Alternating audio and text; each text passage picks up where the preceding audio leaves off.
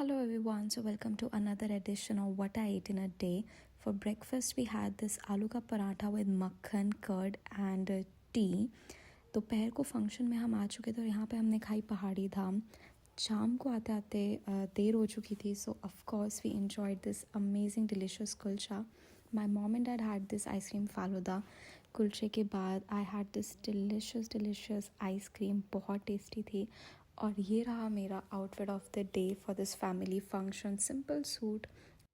And breakfast में we had this दाल, आलू गोभी की सब्ज़ी अलॉन्ग विद पुदीने की चटनी and paratha, simple paratha which was very delicious. And do like, share and subscribe. Bye.